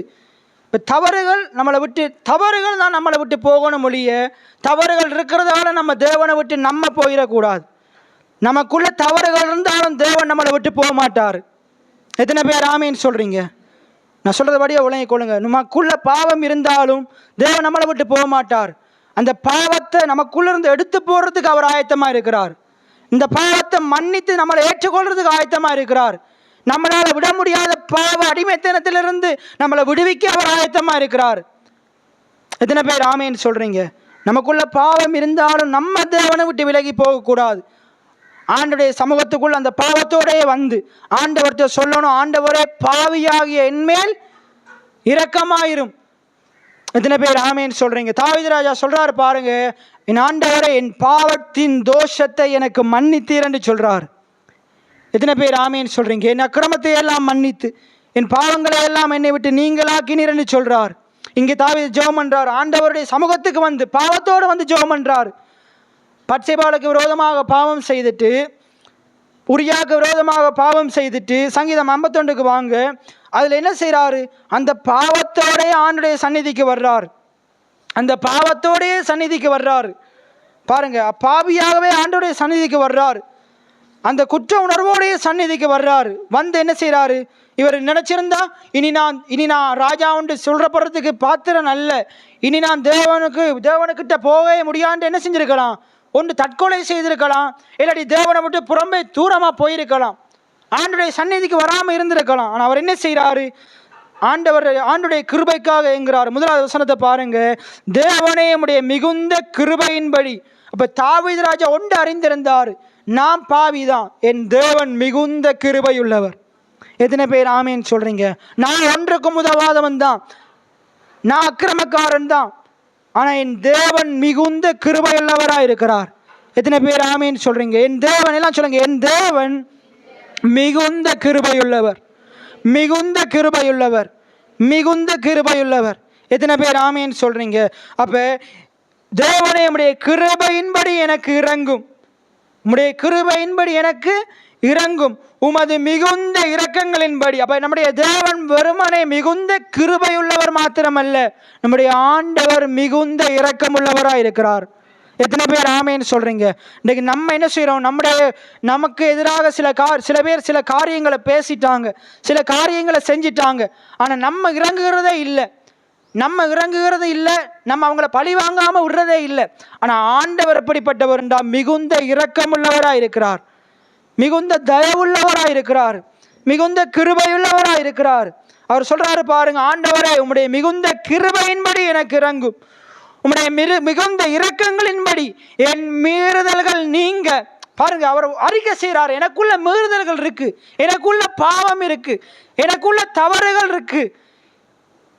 இந்த தவறுகள் நீங்க வேண்டியது நம்ம இல்லை, நீங்க வேண்டியது நமக்குள்ள இருக்கிற பாவம், நமக்குள்ள இருக்கிற அக்கிரமம், நமக்குள்ள இருக்கிற மீறுதல்கள். எத்தனை பேர் ஆமேன்னு சொல்றீங்க? நீங்க பாவம் செய்துட்டா நீங்க சர்ச்சுக்கு வராமல் இருக்கக்கூடாது. நீங்க ஆலயத்துக்கு வாங்க. உங்களுக்குள்ள இருக்கிற பாவத்தை தேவன் உங்களை விட்டு எடுத்து போடுறதுக்கு அவருடைய உதவியை நாடுங்க. அவருடைய கிருபைக்காக ஏங்குங்க, அவருடைய இரக்கத்துக்காக ஏங்குங்க. எத்தனை பேர் ஆமேன்னு சொல்றீங்க? எத்தனை பேர் ஆமேன்னு சொல்றீங்க? அப்போ வந்து என்ன செய்யுங்க? உங்களுடைய பாவங்களை அறிக்கை செய்யுங்க. பைபிள் சொல்லுது, உங்களுடைய பாவங்களை அறிக்கை செய்தால் அவர் உங்களுக்கு மன்னிக்கிறதுக்கு அவர் கிருபையுள்ள தெய்வமாக இருக்கிறார்.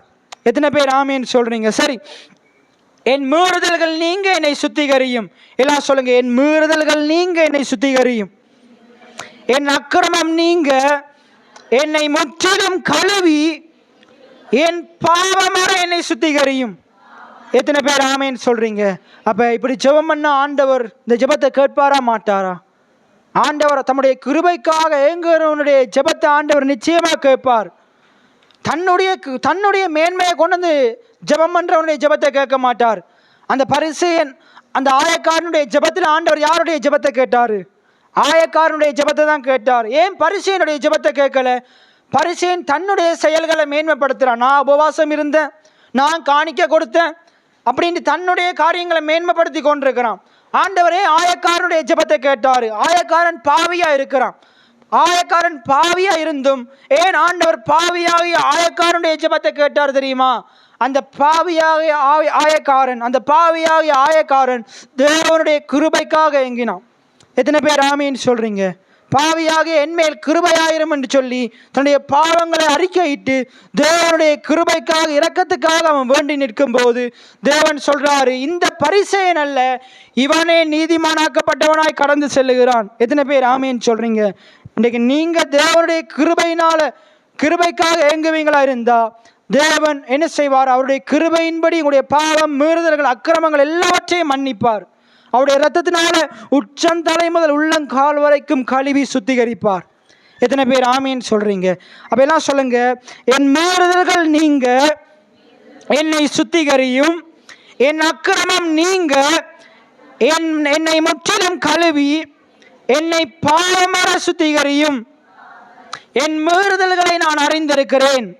இன்னைக்கு பாருங்க, நான் செய்கிற பாவம் உங்களுக்கு தெரியாது, ஒரு சிலது தெரிஞ்சாலும் எல்லாமே உங்களுக்கு தெரியாது. அதே போல் இந்த இடத்துல இருக்கிற நீங்க ஒவ்வொருத்தரும் செய்கிற பாவம், ஒரு சில காரியங்களை மற்றாக்கள் வந்து சொன்னாலும் எல்லா விஷயங்களும் எனக்கு தெரியாது. எல்லா விஷயங்களும் எனக்கு தெரியாது. இன்னொரு காரியம் இருக்குது, நிறைய பேர் பாவத்தை செய்கிறாங்க, நிறைய பேருக்குள்ள பாவம் இருக்குது, ஆனால் செய்கிறது கிடையாது. எதனால? நான் முதல்ல சொன்னது போல, எதனால? வாய்ப்பு கிடைக்கல. இன்னும் சிலர் ஏன் பாவம் செய்யலை? இன்னும் சிலர் ஏன் பாவம் செய்யலைன்னா, பாவம் செய்தால் என்ன அவமானமாக போயிடும், போலீஸ் கொண்டு போயிடுவான், இல்லாட்டி குடும்பத்தில் பிரிவினை வந்துடும், இப்படி நிறைய காரியத்தை குறித்து பயம். ஆனால் எல்லாருக்குள்ளேயும் பாவம், பைபிள் சொல்லுது, நம்ம பாவம் இல்லை என்போமானால் நம்மை நாமே வஞ்சிக்கிறவர்களாய் இருப்போம், சத்தியம் நமக்குள் இராது. யாராச்சும் கையை வைத்து சொல்ல முடியுமா எனக்குள்ள பாவம் இல்லைண்டு? எல்லாருக்குள்ளேயும் பாவம் இருக்குது என்று வேதம் சொல்லுது. ஆகையினால எல்லாருக்குள்ளேயும் பாவம் இருக்குது, பாவம் இருக்குது. அப்போ இப்போ என்ன செய்யுது? அவங்க என்ன சொல்கிறாரு பாருங்க, பாவம் நமக்குள்ளே இருக்குது. இப்போ நம்ம ஆண்டுடைய சமூகத்துக்குள்ளே போயிட்டு என்ன செய்யணும்? ஆண்டவரே, எனக்குள்ளே இருக்கிற இந்த பாவம், எனக்குள்ளே இருக்கிற இந்த மீறுதல், எனக்குள்ளே இருக்கிற இந்த துணிகரம், இதெல்லாம் என்னை விட்டு போகும்படிக்கு எனக்கு உதவி செய்யும்னு அவர் அண்டையில் வேண்டிக் கொண்டே இருக்கணும். எத்தனை பேர் ஆமேன்னு சொல்கிறீங்க? எத்தனை பேர் ஆமேன்னு சொல்கிறீங்க? சரி, அக்க பாருங்க, என் மீறுதல்களை நான் அறிந்திருக்கிறேன். அதான் நான் சொன்னேன், நான் செய்கிற பாவம் எனக்கு தான் தெரியும், உங்களுக்குள்ளே இருக்கிற பாவம் உங்களுக்கு தான் தெரியும், நீங்கள் செய்கிற பாவம் உங்களுக்கு தான் தெரியும்.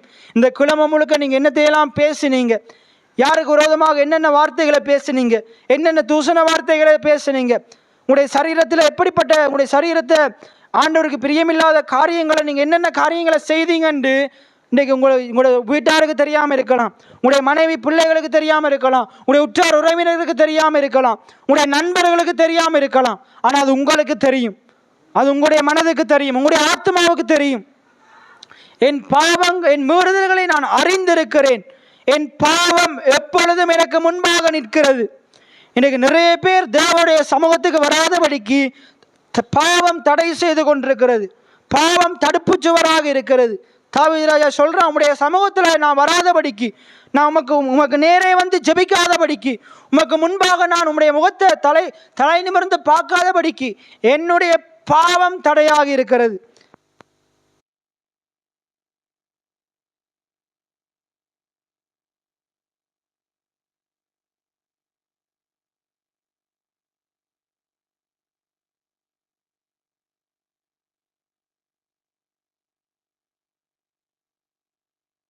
வார்த்தை சொல்லுது, என்ன சொல்லுது?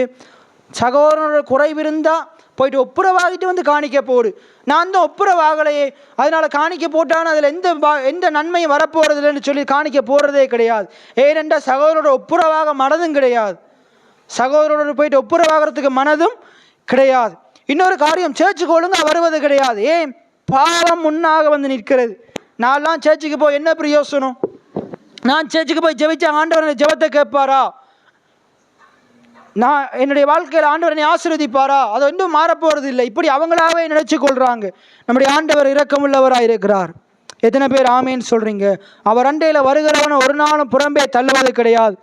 நீங்கள் பழைய ஏற்பாடை புதிய ஏற்பாடை நீங்கள் பார்த்தீங்கன்னா நிறைய பாவிகள் அவர் அண்டையில் வர்றாங்க.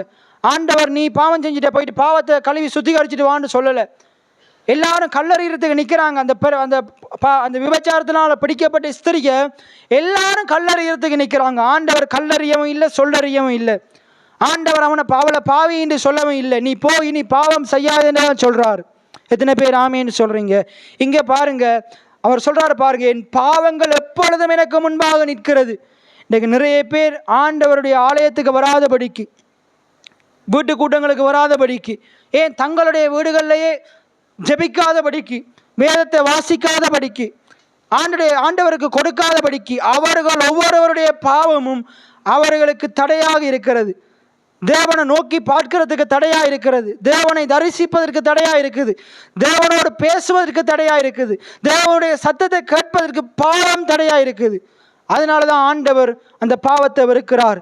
ஏனென்றால் என் பிள்ளை என்னோட உறவாடுறதுக்கு இந்த பாவம் தடையாக இருக்குது. என் பிள்ளை என்னோட உறவாடணுமா இருந்தா இந்த பாவத்துக்கு ஒரு நிவாரணத்தை உண்டு பண்ணணும் என்று தேவன் திட்டமிட்டு இருந்தார். எத்தனை பேர் ஆமீன்னு சொல்றீங்க? அந்த பாவத்துக்கு நிவாரணமாக இயேசுவை அனுப்பினார். எத்தனை பேர் ஆமீன்னு சொல்றீங்க? இயேசு இந்த உலகத்துக்குள்ள வந்து நம்முடைய பாவங்களை அவர் ஏற்றுக்கொண்டு, அந்த பாவத்தை அவர் சுமந்து கொண்டு, அந்த பாவத்தை முற்று முழுவதுமாக நீக்கி போட்டு பிதாவோடு நம்மளை சேர்த்து இருக்கிறார். எத்தனை பேர் ஆமீன்னு சொல்றீங்க? எத்தனை பேருக்கு நான் சொல்றது விளங்குது? அப்ப பிதாவோடு நம்ம சேரக்கூடாதபடிக்கு, பிதாவை நம்ம தரிசிக்காதபடிக்கு இந்த பாவம் வந்து நமக்கு முன்னுக்கு நிற்குது. தேவனை முகமுகமா பார்க்காதபடிக்கு நமக்கு முன்னுக்கு பாவம் வந்து நிற்குது. இந்த கிருபாசன தண்டையில நுழையாதபடிக்கு பாவம் தடையாக நிற்கிறது. இந்த பாவத்தை குமாரனாகிய இயேசு கல்வாரி சிலுவையில நமக்காக சுமந்து தீர்த்துட்டார். இப்ப நமக்கு முன்னுக்கு பாவம் இல்லை, நமக்கு முன்னுக்கு கல்வாரி சிலுவை இருக்குது. எத்தனை பேர் ஆமேன்னு சொல்றீங்க? நான் போன கடைசி ஒரு 2-3 ஞாயிற்றுக்கிழமைக்கு முன்னுக்கு பேசினேன். அந்த வெண்கல சர்ப்பத்தை தூக்கி பிடிக்கும் போது அந்த வெண்கல சர்ப்பத்தை நோக்கி பார்த்தவர்கள் பிழைத்து கொண்டார்கள். இன்றைக்கு இந்த கல்வாரி சிலுவையில் தொங்கப்படுகிற நமக்காக தொங்கின இயேசு கிறிஸ்துவை, நமக்காக பாவமாகின சாபமாகின இயேசு கிறிஸ்துவை நீங்கள் நோக்கி பார்ப்பீங்களா இருந்தா, ஆண்டவருடைய பாவ சாப அக்கிரமங்கள் எல்லாம் கழுவி சுத்திகரித்து உங்களை தம்மண்டையில் சேர்த்து கொள்ளுவார். எத்தனை பேர் ஆமீன்னு சொல்றீங்க? அப்போ பாருங்க, நம்முடைய பாவங்கள் எப்பொழுதும் நமக்கு முன்பாக நிற்கிறது. இப்போ தாவீது சொல்றாரு பாருங்க, தேவரீர் ஒருவருக்கு விரோதமாக நான் பாவம் செய்து உம்முடைய கண்களுக்கு முன்பாக பொல்லாங்கானதை நடப்பித்தேன். நீர் பேசும்போது உம்முடைய நீதி விளங்கவும், நீ நியாயம் தீர்க்கும் போது உம்முடைய பரிசுத்தம் விளங்கவும் இதை நான் அறிக்கையிடுகிறேன். இதோ நான் துர்க்கணத்தில் உருவானேன், என் தாய் என்னை பாவத்தில் கற்பம் தரித்தாள். இதோ உள்ளத்தில் உண்மையாக இருக்க விரும்புகிறீர், அந்த கரணத்தில் ஞானத்தை எனக்கு தெரியப்படுத்துவீர். நீர் என்னை ஈசோப்பினால் சுத்திகரியும், அப்பொழுது நான் சுத்தமாவேன். என்னை கழுவி அருளும், அப்பொழுது நான் உறைந்த மலையிலும் வெண்மையாவேன். இன்றைக்கு நான் உங்களுக்கு சொல்றேன், ஆண்டவர் உங்களை சுத்திகரித்திருக்கிறார், உங்களை கழுவி இருக்கிறார். எத்தனை பேர் ஆமேன்னு சொல்றீங்க? இன்றைக்கு நாங்கள் உறைந்த மலையிலும் வெண்மையாக்கப்பட்டவர்களாக இருக்கிறோம், சுத்திகரிக்கப்பட்டவராக இருக்கிறோம், கழுவப்பட்டவர்களாக இருக்கிறோம். எத்தனை பேர் ஆமீன்னு சொல்றீங்க? அதனால தான் நம்ம பாடல் படிக்கிறோம். என்னது? இயேசு ரத்தம் என் மேல் இருப்பதால் தீமைகள் அணுகாது. இயேசு ரத்தம் என் மேல் இருப்பதால் வியாதிகள், அது விசுவாசத்தோடு பாடிக்கணும் பாருங்க. இதெல்லாம் விசுவாசம் உள்ள பாடல்கள். அணுகாது. வாத என் கூடாரத்தை அணுகாது, பொல்லாப்பு எனக்கு நேரிடாது.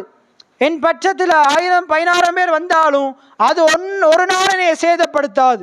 எத்தனை பேர் ஆமேன்னு சொல்றீங்க? எனக்கு விரோதமாக எழும்புகிற ஆயுதங்கள் வாய்க்காதே போகும். எத்தனை பேர் ஆமேன்னு சொல்றீங்க? அப்ப இப்படிப்பட்ட ஜெபங்களை, அறிக்கைகளை, பாடல்களை நாங்கள் பாடுகிறவங்களா இருக்கணும். அதில் சொல்லப்படுது பாருங்க, 12வது 13வது வசனங்கள். உமது இரட்சணியத்தின் சந்தோஷத்தை எனக்கு தந்து. இந்த ரட்சிப்பின் சந்தோஷம், இன்றைக்கு நிறைய பேர் ரட்சிக்கப்பட்டிருக்கிறாங்க, ஆனால் பெற்றுக்கொண்ட ரட்சிப்புல மீட்புல சந்தோஷப்படுறதே கிடையாது. உம்முடைய இரட்சணியத்தின் சந்தோஷத்தை திரும்பவும் எனக்கு தந்து உற்சாகமான ஆவி என்னை தாங்கும்படி செய்யும்.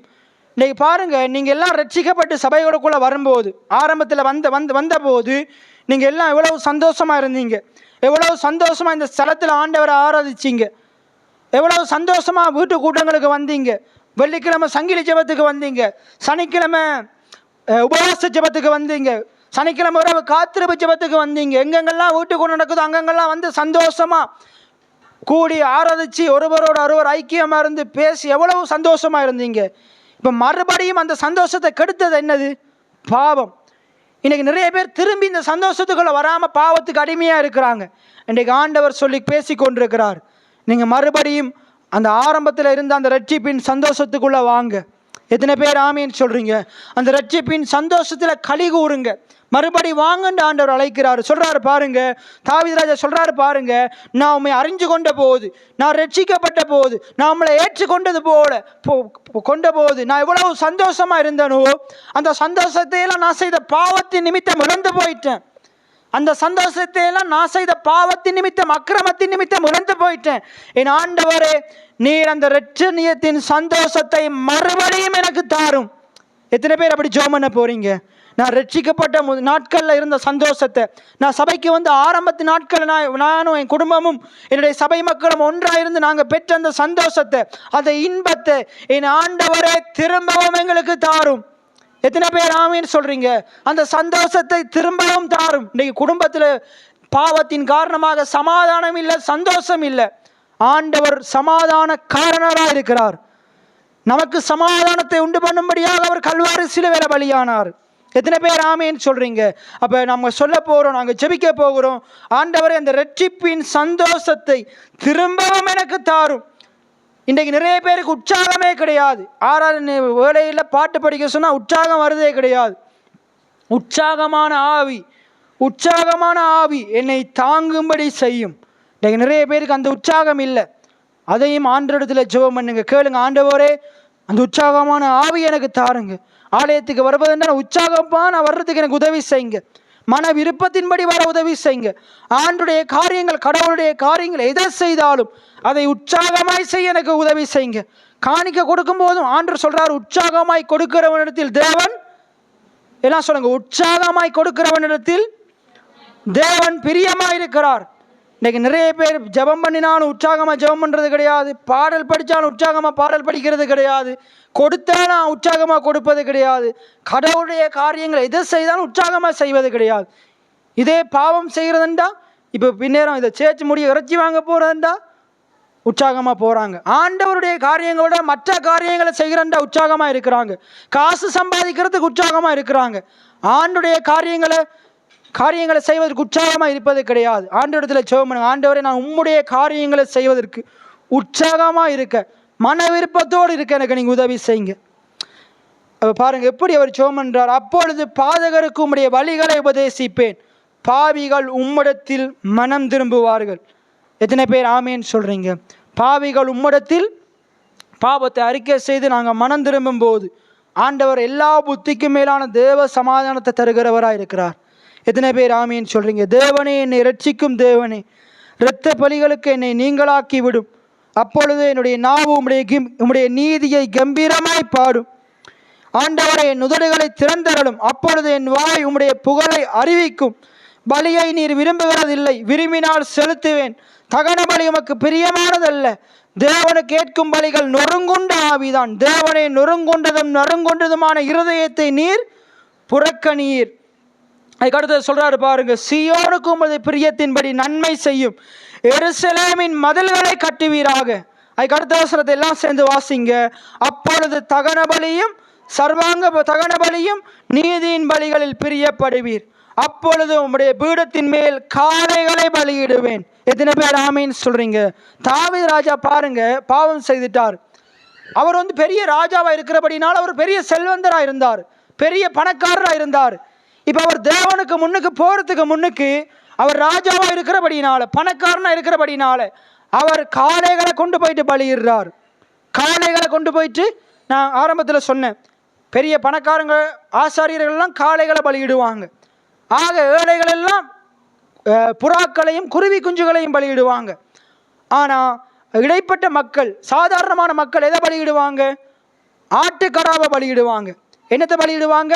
2 ஆட்டுக்கடாவை பாவ நிவாரண பலியாகவும் 1 ஆட்டுக்கடாவை இதை தகன பலியாகவும் பலியிடுவாங்க.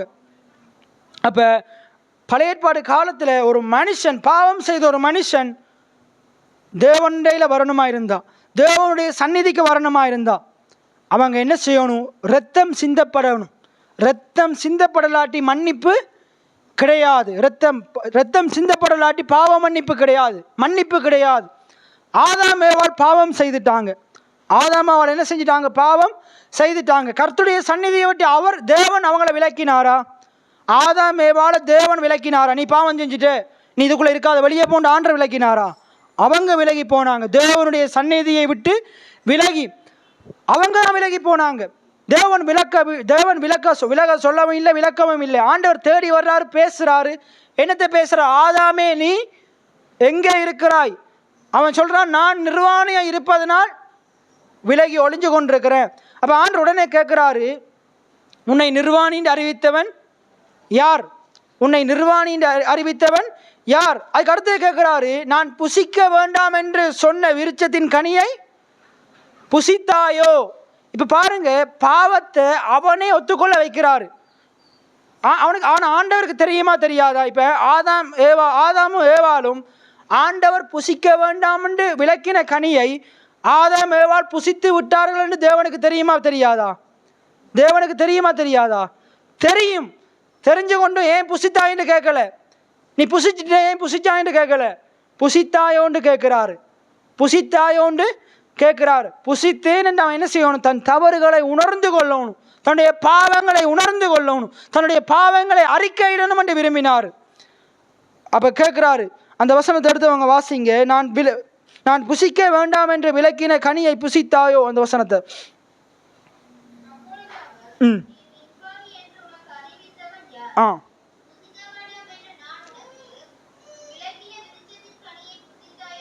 கேட்கிறாரு. நான் புசிக்க வேண்டாம் என்று உனக்கு விலக்கின விருட்சத்தின் கனியை புசித்தாயோ?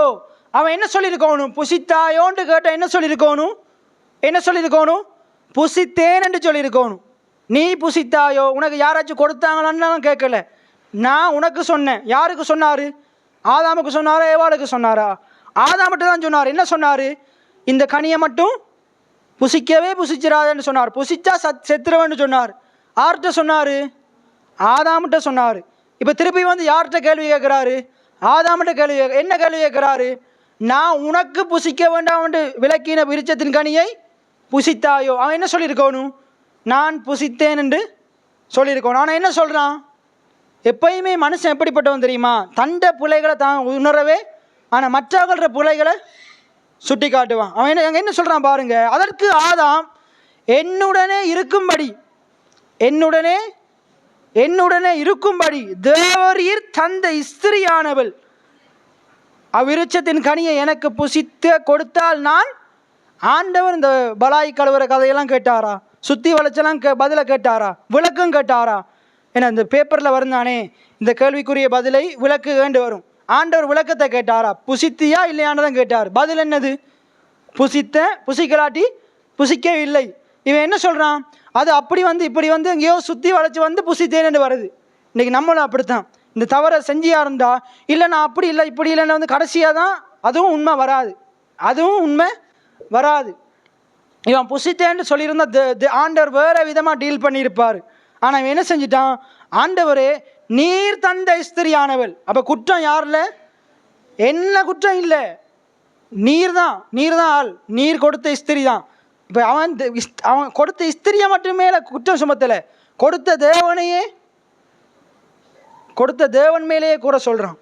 ஸ்திரியானவள் தான் புசிக்க கொடுத்தால் நான் புசித்தேன். இவர் எல்லாம் அவள் என்னத்தை கொடுத்தாலும் இவர் என்ன செஞ்சிருவார், புசிச்சிருவார். சரி அப்படின்னு சொல்லி என்ன செய்கிறாரு, நான் புசித்தேன் என்றான். அப்பொழுது தேவனாய் கர்த்தர் ஸ்திரியை நோக்கி, நீ இப்படி செய்தது என்ன?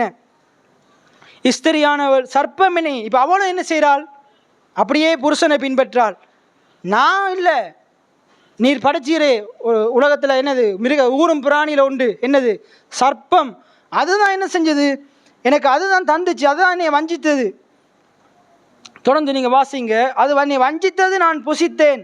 அப்பொழுது தேவனாய கர்த்தர் சர்ப்பத்தை பார்த்து, நீ இதை செய்தபடியினால் சகல நாட்டு மிருகங்களிலும் சகல காட்டு மிருகங்களிலும் சபிக்கப்பட்டிருப்பாய். நீ உன் வயிற்றினால் நகர்ந்து உயிரோடு இருக்கும் நாளெல்லாம் மண்ணை தின்பாய். அப்படியே நீங்கள் பார்த்தீங்கன்னா அவங்களுக்கு சாபம் வருது, ஆதாம் ஏவாளுக்கு சாபம் வருது.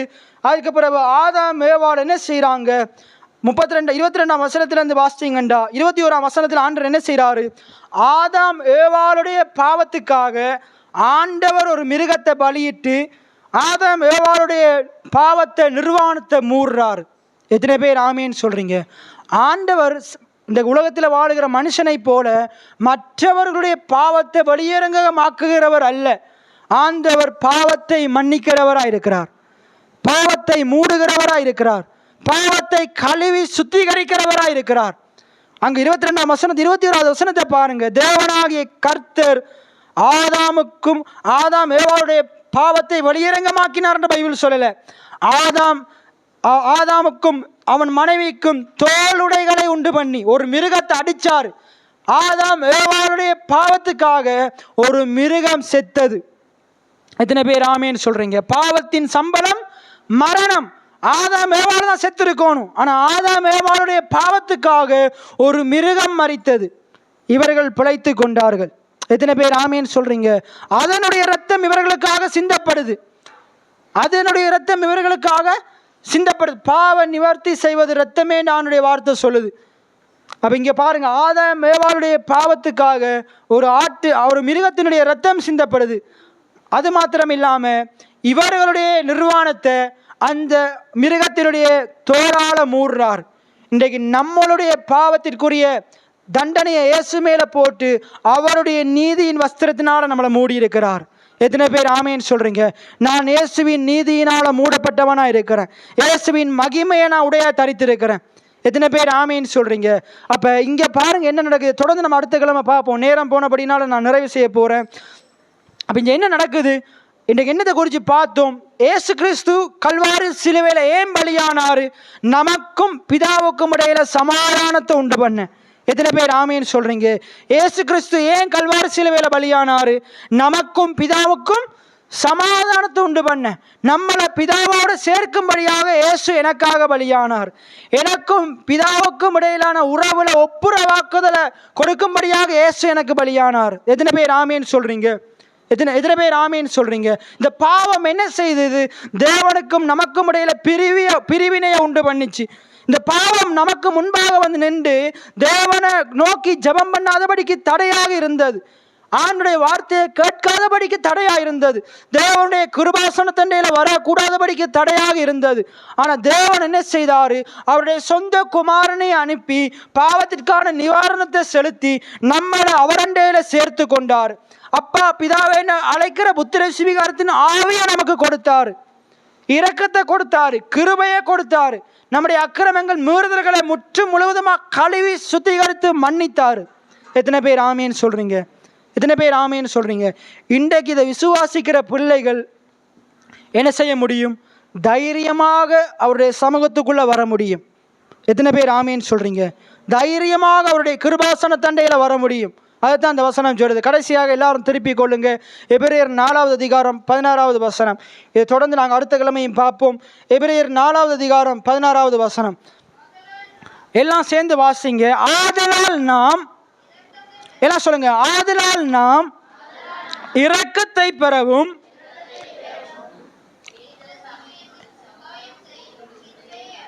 ஏற்ற சமயத்தில் சகாயம் செய்யும், கிருபை அடையவும்,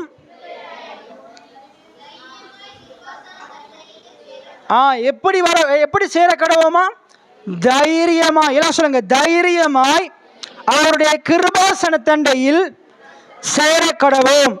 தைரியமாய் அவருடைய கிருபாசன தண்டையில் சேர கடவோம். எதற்காக? இரக்கத்தை பெறத்துக்காக, ஏற்ற சமயத்தில் சகாயம் செய்யும், கிருபை அடைவதற்காக. எதற்காக வரணுமா?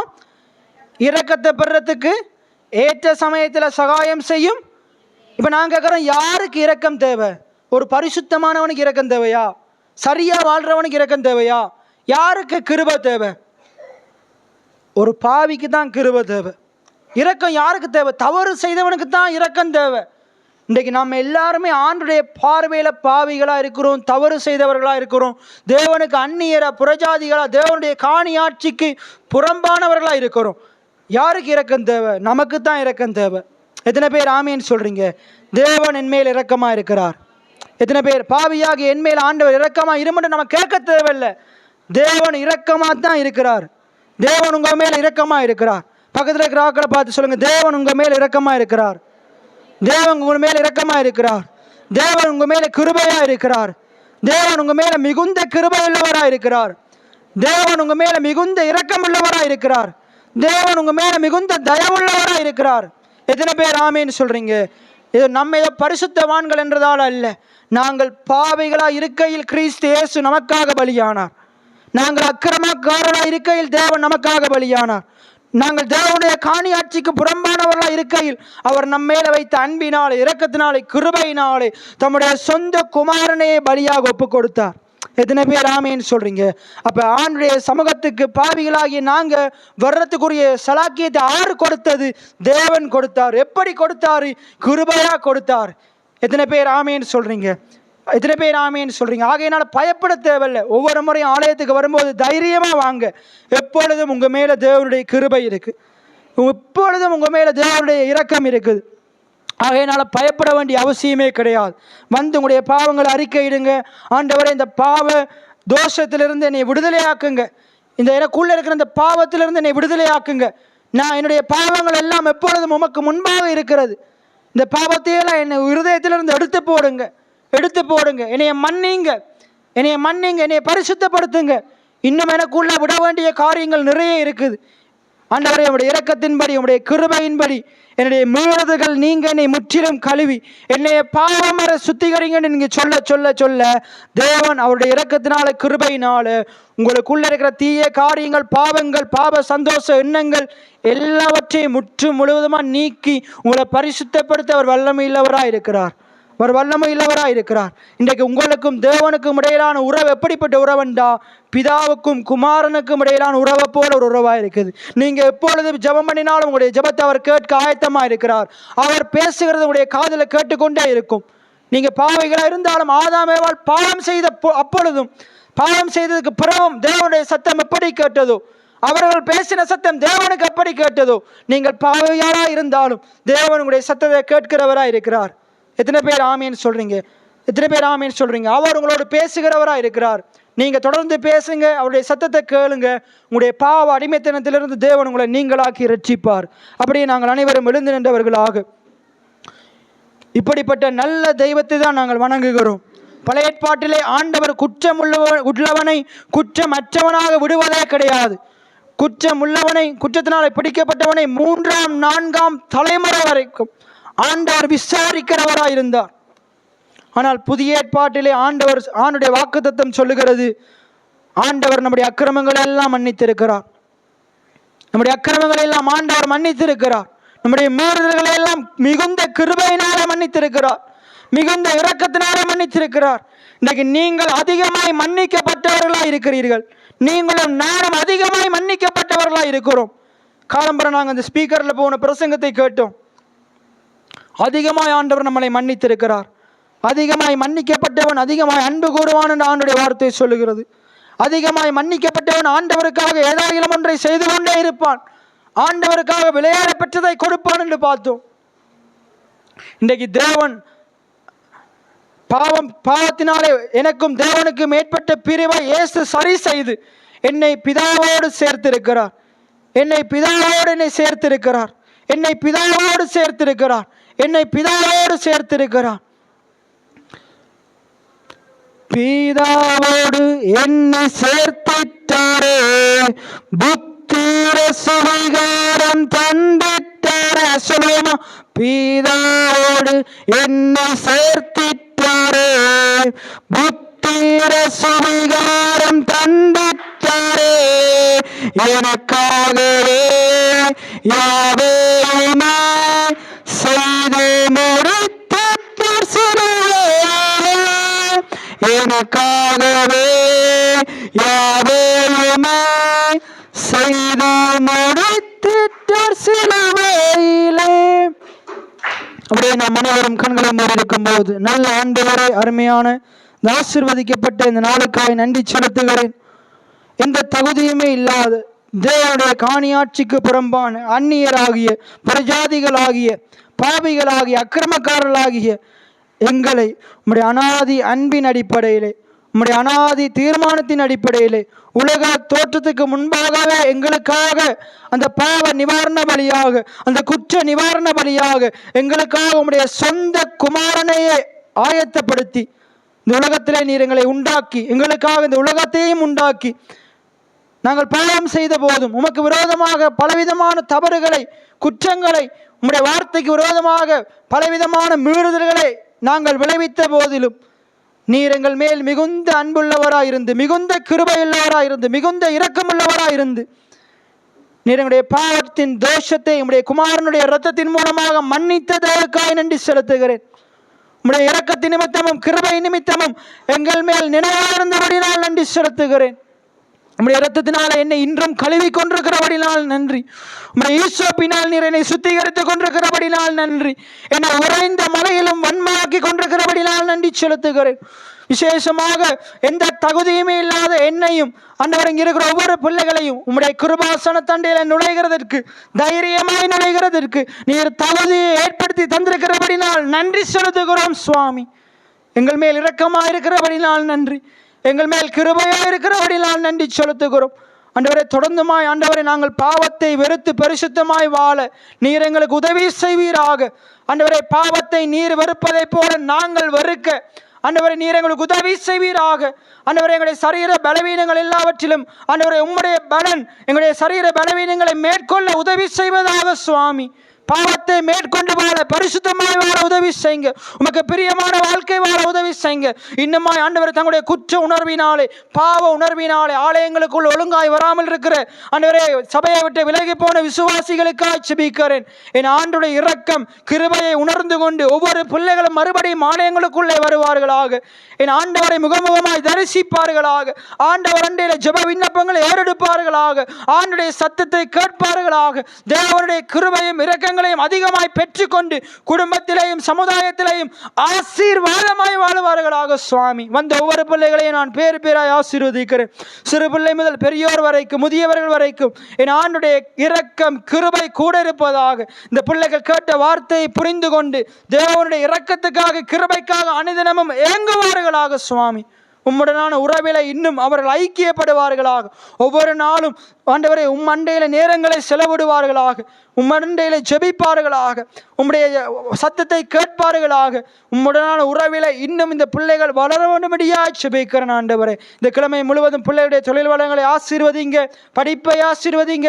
இந்த கிழமை நடக்கிறதான பெரிய வெள்ளி ஆராதனைகள், ஈஸ்டர் ஆராதனைகளுடைய கரத்திலே தருகிறேன்.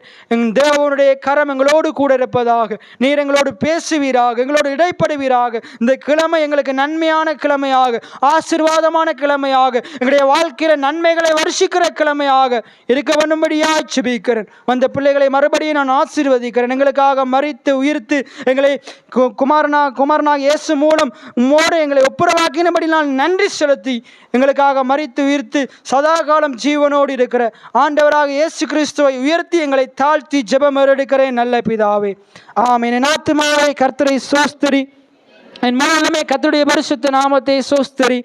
என் ஆத்துமாவை கர்த்தரை சோஸ்தரி. கர்த்தர் செய்த சகல உபகாரங்களையும் மறவாதே. ஆமேன். தேவனாகிய கர்த்தருடைய கிருபையும் தேவனுடைய அன்பும் பரிசுத்த ஆவியானுடைய அந்யோன்ய ஐக்கியம் ஆசீர்வாதம் குமாரனாகிய இயேசு கிறிஸ்து வருகை பரியந்தம் உங்கள் அனைவரோடும் கூட இருப்பதாக. ஆமேன். கர்த்தர் உங்களை ஆசீர்வதிப்பாராக.